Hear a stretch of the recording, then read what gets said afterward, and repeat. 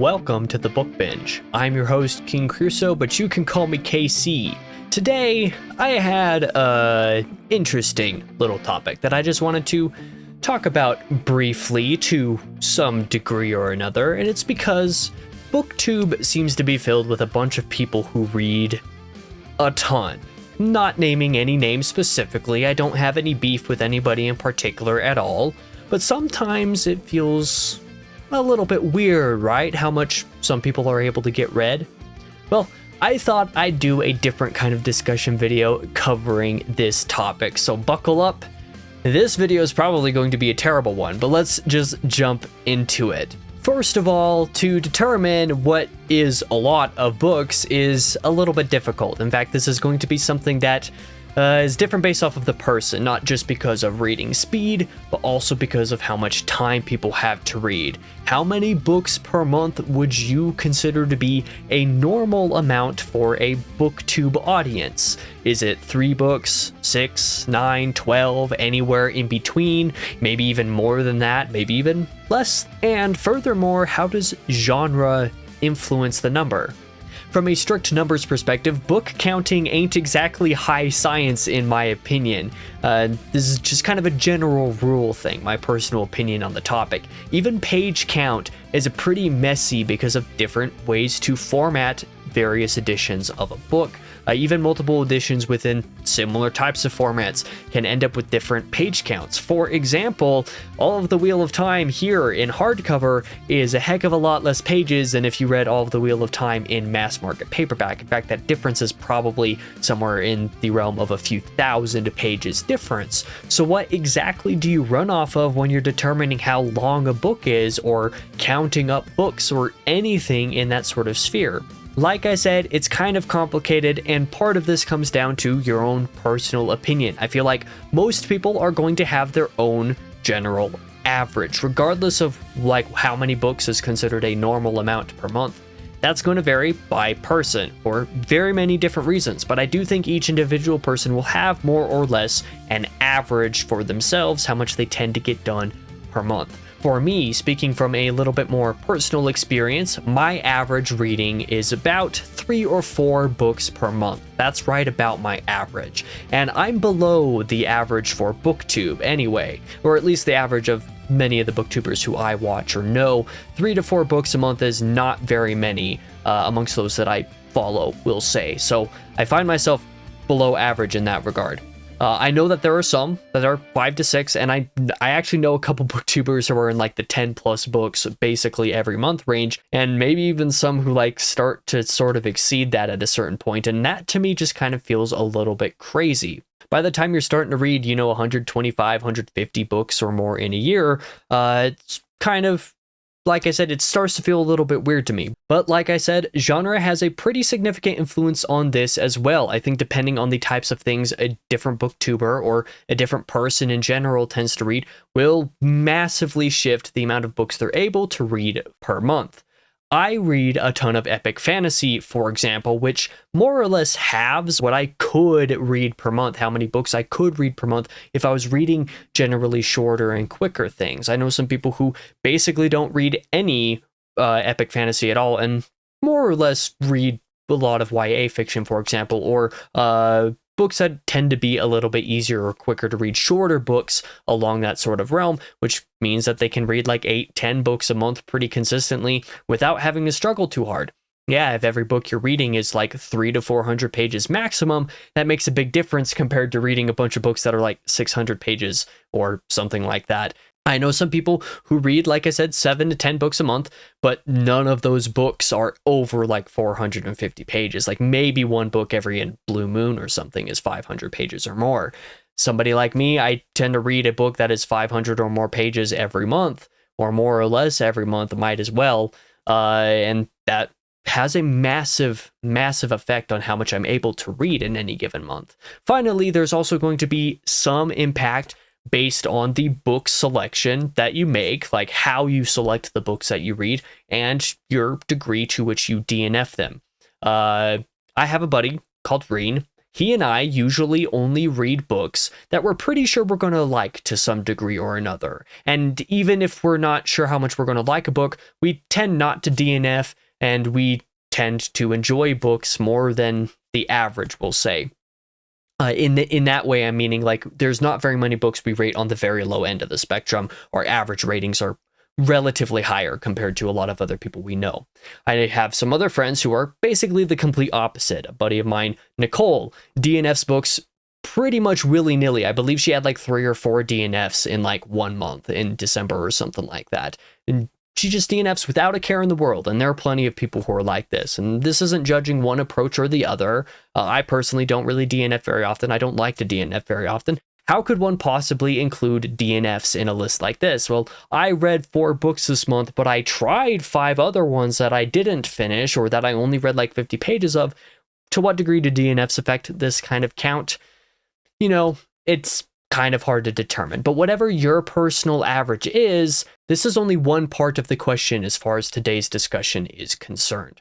A significant contributor to this discussion is the manner in which people read. It's not just how long of books they read. It's not just the kinds of books they read. It's not just the DNFs or anything like that. It is, as I said, the manner in which they read. For example, do you tend to skim a little bit more? Do you tend to speed read a little bit more? You know, there's a modern way of teaching people to read that basically incorporates telling them to glaze over words. You see the first few letters and assume what the word probably is based off of that, based off of context. And while learning how to read context is an important skill, teaching people to read this way has turned out to not be very productive. As it turns out, there are plenty of places that are kind of starting to revert the way their school systems teach reading, because turns out a lot of people aren't literate specifically because of this. And I experienced this growing up in school. I'm a little bit younger. I only graduated in 2020, for example. So I have experience with, you know, kids having to read out loud in class, and like a lot of times just completely skipping over words effectively, or when not skipping over words, reading the complete wrong word because they see the first 3 or 4 letters, just like, oh, that's maybe this word, even though it makes absolutely no sense. And it's like, no, read the word.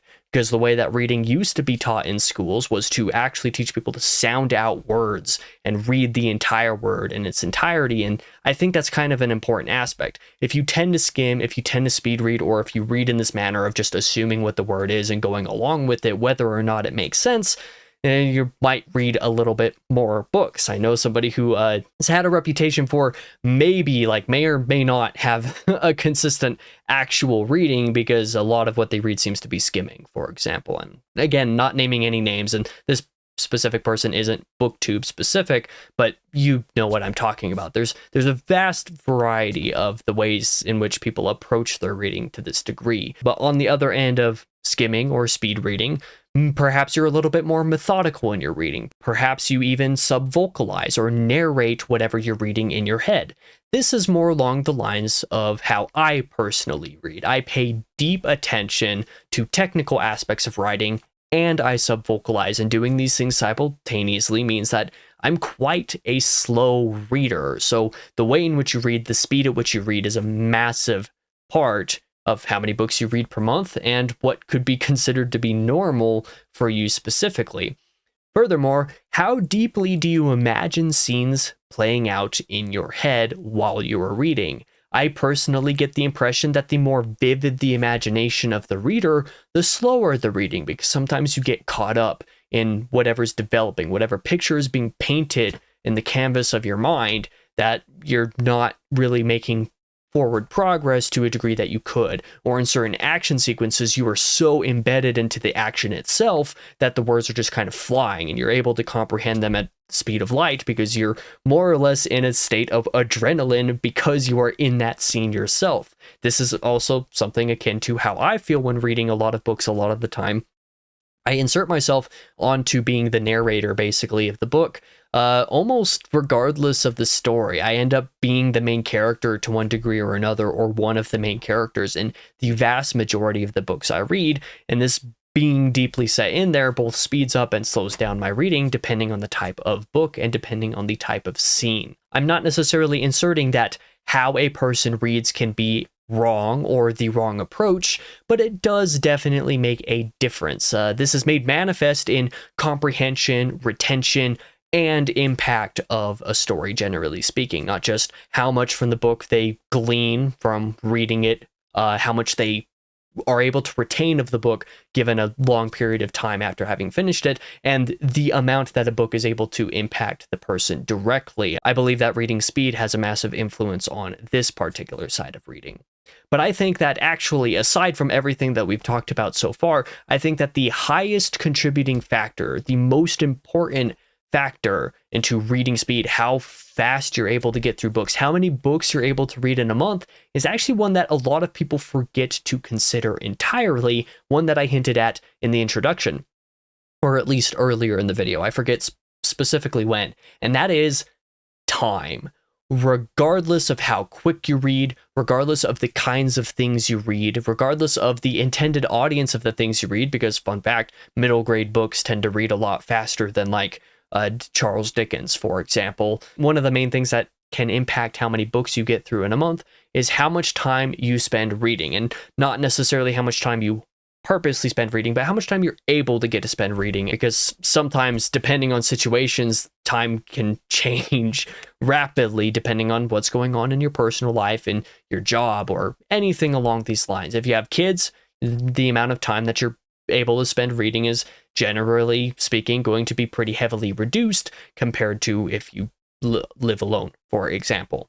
It doesn't matter if you read super fast or super slow. If you're only able to average about 1 hour reading a day, whereas somebody else can average 4 hours reading every day, that makes a massive difference in how many books you can get through, because even if you read at vastly different speeds, say the really quick reader can only read about an hour, if a really slow reader can read for about 4 hours or something like that in a day, they might get through the same size book in the same amount of days or the same amount of weeks or something like that, just based off of, the amount of time that they're able to spend reading. Whereas if you reverse those roles and you have somebody like one of my brothers, for example, who is a really slow reader and also only gets to read for like an hour or two a day, some days of the week, versus somebody who I know who reads several hours a day and also reads far above the average. Like, the dichotomy between the amount of books that each of these people are able to get through is absurd. It is almost hilarious to consider. To me, time definitely makes the biggest difference. I personally read super slowly. Yes, this is very much true. I've said it a million times on the channel. If you've been on the channel for a while, you're probably sick and tired of me saying it, and I'm sorry. But I do read slow. But I think for the purposes of today's video, I think more than just reading slow, I also don't spend a whole ton of time reading. I only read about 3 or so hours, give or take, about 3 to 4 days a week. 3 to 4 hours a day, 3 to 4 days a week is more or less my average. Like, oftentimes it actually falls a little bit below that, to be completely honest. I would say that's like the upper average, whereas the lower average would be like 2 to 3 hours a day, 2 to 3 days a week. Somewhere in between these two numbers is how much time I spend reading, and compared to some other booktubers, and frankly compared to a lot of just random hobbyist readers, in fact, probably many of you watching this video, that might not be a lot of time to you. It depends entirely on the person, but for me, it's not very much time. I don't get to spend very much time reading, but to be fair, I also go insane if I spend too much time reading in the first place. As such, while time is kind of a simple factor in the grand scheme of this discussion, I do think it makes the biggest difference. Okay, so why don't you read more, Casey? And why do you always complain about this kind of stuff? And, well, to be fair, I'm not necessarily complaining. I'm more so just commenting when I say that I read slow. It's hard for me to get through too many books in a month because I read slow. But the reason why I don't just offset that with spending more time reading is because, well, I spend tons of time doing writing stuff and preparing videos and recording and editing videos. Because of this being pretty much my primary hobby, making videos, reading books to make videos, I would spend far more time each reading week if I didn't work early mornings at my day job as well. This is another thing that makes a big difference on how much someone's able to get through, is the degree to which their work schedule affects their ability to read. Reading too much at once as well, for me personally, actively kind of just drives me nuts. Like, I go crazy. I have a workaholism problem. In that if I'm not working on something, I'm going crazy, I can justify reading for a few hours in a day because I read to do booktube stuff and I consider booktube stuff a form of work. But reading for too much in a specific day, my brain's just like, okay, you have things that you could be doing right now. You need to stop. And like after 3 to 4 hours, I get burnt out on reading for the day because, well, I need to be doing something else. That's the workaholism part of me as well. For some people, reading ranks a little bit higher in some of their personal hobbies or whatever other things they like to do. For others, it's a little bit lower. Some people like to watch TV or watch movies, and that's a higher priority than reading. Some people like to game sometimes, and maybe that's equal priority with reading. Whatever that means for you, whatever that balance is for you, reading isn't the only hobby that exists. And so comparing how many books you're able to read per month compared to other people is kind of a lost cause, in my opinion. In my personal experience, well, I read in the mornings. Reading at night doesn't tend to work for me. I get too tired and it's a struggle. I discovered this within the last couple years. So because I work the day shift at work for most of the week, means that I only have a couple days a week on the weekends where I'm able to really get most of my reading done because that's the early morning reading time for me. The rest of the day, I tend to prioritize working on videos or writing or doing whatever other stuff that I would like to do. So whatever time you have and when you're able to read, when you're most effective, when you're most efficient with your reading, entirely depends on you personally. But the unfortunate, or perhaps in the case of what I'm trying to say in this video, the fortunate truth is that it's not a contest. It doesn't actually matter. You do not need to read 10 or 15 books a month if you are unable to because of speed or time or because of the types of books you read or whatever. You don't need to hit that every month. Like, it doesn't matter that much. If you only read 5 to 10 books a month, that's perfectly acceptable, or you should be able to get comfortable with finding that to be acceptable. Comparing yourself to the people who are able to read 1.5 million books in a year is maybe not the most productive thing to do, or productive. Sorry, I kind of mispronounced that. That's what happens when you're recording videos the way that I do. Furthermore, you do not need to read the types of books that other people do either. If your preference happens to be in the realm of epic fantasy more so than most other genres, kind of more or less in the realm that I tend to be, well, then comparing yourself to somebody who reads 15 YA books every month is perhaps not very productive either. Maybe look at people who only read 3, 4, 5, maybe 6 books that tend to be a little bit longer per month. Compare, if you're going to compare more with the types of books that you're reading rather than just the sheer number. As I said at the very beginning, simply counting how many books you read just by books is not my particular favorite way to count books. I would prefer to count them by word count if word counts were pretty easy to find. Because even though authors have different prose and the complexity of that can be different, word count is a much better gauge on how much a person's able to read than page count or book count, specifically because of genre, specifically because of style, and because of length of books particularly.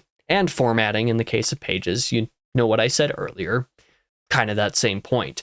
You also do not need to spend the time reading that others do. If you only have an hour a day to read, that is fine. Like, if you want to be able to read more and you have some other thing that you spend time doing that you are willing or maybe even need to sacrifice, if you are able to look at yourself and say, oh, I probably watch too much sports, or I watch too many movies or something, and you want to cut back on that and replace some of that with reading time, that's totally cool. I think you can totally make that decision for yourself, obviously. But if you're happy with the amount of time that you separate and split out dedicated towards various different types of hobbies of yours, and only an hour of that time every day or maybe every couple days is reading, that's fine. Don't feel too bad that somebody else spends like 10 hours reading most days or any day that they're off work or something like that, because, well, our priorities on our hobbies and how quickly we go insane if we're doing one thing for too long is very heavily dependent on ourselves. Comparing ourselves to others, like I said, isn't necessarily super helpful or productive. It is your time. It is your life. You are unique. These factors change. Every one of these factors that I've discussed through the duration of this video is different depending on the person that you are. And that is okay. It is genuinely okay. For me, about 40-ish, give or take 5 or so books a year is more or less a sweet spot. Last couple years, I've been able to get a little bit closer to that 45 or so books. in a year, and that's been my sweet spot. Like I said, 40 to 45 is like my actual sweet spot average. Like if you're only in that range as well, even if you're a little bit lower, like that is okay. You do not need to. You do not have to read 100 books a year in order to feel like you're a good reader. My average balances between the super long and the super short books, because some months I can get through like 5 books if they're all shorter and quicker, whereas other months I might get through like 1 or 2 books if they're all longer. For example, just at the time that I'm recording this in January, I technically read 5 books if I'm not mistaken. It might just be 4. But 2 of those were like really short story collections, and one of the other books was also quite brief. So even though I didn't spend a whole ton of time reading in January, I was able to get through 4 books that way. Whereas December of 2024, I spent a ton of time reading, but I only read 2 books, and that's because one of them was Wrath by John Gwynne, and that's a pretty lengthy book. It's pretty quick, all things considered. But the other one was Pillars of the Earth, which is 1,100 pages. On the topic of reading speed itself, seriously, don't take it personally. Like, just take it from me. I said earlier, I talk about how slow I read. Let me give you an example. My average reading speed when it comes to fiction books is right around 165 to 175 words per minute. Average reading speed is generally considered to be somewhere around 250 words per minute. That's because I read slowly, I internalize, I imagine everything, I sub-vocalize, I'm paying attention to technical writing aspects, like grammar and punctuation and stuff, because I'm a very part-time freelance editor in a couple specific copy editor in a couple specific scenarios. I've done that kind of work for like Christopher Rocchio, for example. So like I'm paying attention to details that like most people don't need to and don't want to, and that's okay. How fast you read does not matter. It should not matter to other people. Reading slower, in my opinion, reading slower even helps you to get more out of it. I mentioned reading retention. For example, the faster you read, the less you tend to comprehend in the moment, and the less you tend to retain over time. I've noticed people who read 125, 150 books a year tend to remember much less from each of those books than people who only read 50 books a year. This isn't necessarily a shot at people who read more. This isn't a shot at people like myself who read less, but it is an observation that I've noticed. People will have the urge to reread a book they've only read 5 years ago more often if they've read 150 books a year for the last 5 years than if they've only been able to read 50. That genuinely actually makes a huge difference just on the memory compartment side of things. So reading speed should not really matter. There is nothing wrong with reading slowly, whether intentionally or not. In fact, if you haven't kind of gotten this vibe throughout the video, I kind of recommend reading a little bit slower intentionally, if nothing else than for the thought experiment side of it. Not just because I am this way and because I take it personally if people read quickly, like whatever. It's not my life. Sometimes I feel bad if people are able to get through like 12 books in a month and I'm like, man, I read like 4. That sucks.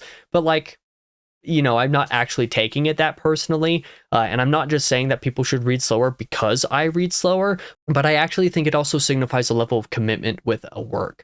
If you're familiar with Benjamin McAvoy here on YouTube, he has a channel, and he particularly does the Hardcore Literature Book Club on Patreon. He talks about how he used to speed read when he was a little bit younger, before he started deep reading. He used to read, 100 200 books in a year, and like by the end of the year he could hardly recount basically any of the books he read. Whereas when you start to deep read slowly, read more with more purpose. If you're note taking while you're reading or something like this, you internalize a little bit more. And this isn't just me conjecturing. This is kind of something that you can study for yourself. If you specifically study what you're reading, you're remembering more of what you're reading than if you're just plowing right through it. And whether you want to read slowly or whether you want to read quickly doesn't really matter. It's just the point that like I recommend that some people should maybe read a little bit slower than they otherwise do sometimes, so it doesn't just feel like they're starting a book and finishing it the next instant and hardly remembering a single thing that they read beyond just maybe sheer enjoyment factor. It's fine to read books that way, but I almost recommend that maybe people should read a little bit slower. And not just that it is okay to read slower, but that people should, in fact, read a little bit slower sometimes just so that they can get more stuff out of it. That approach isn't going to work for everybody. That's okay. In the end, do what works for you. I'm not telling you to do anything a specific way.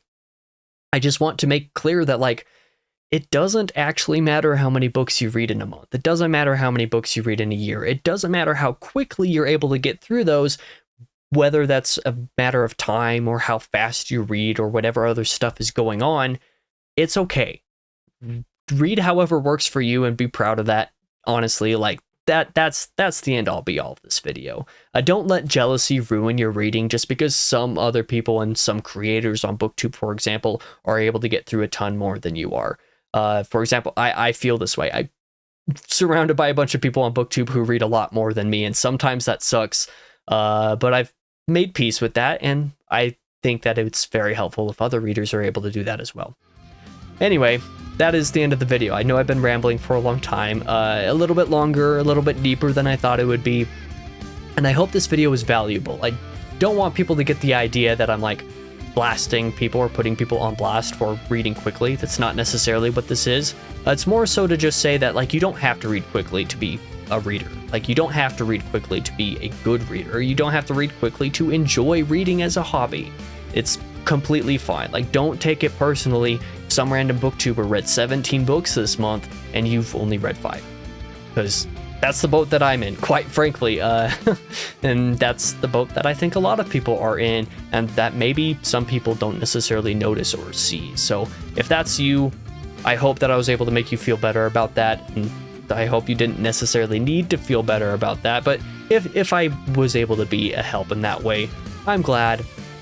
And if you are one of the speed readers, I'm sorry for taking tiny little pot shots at you every once in a while. It's nothing personal, of course. Like I said, I don't have beef with anybody in particular. Just some observations that I've made and some recommendations that maybe you shouldn't care so much about how much you read.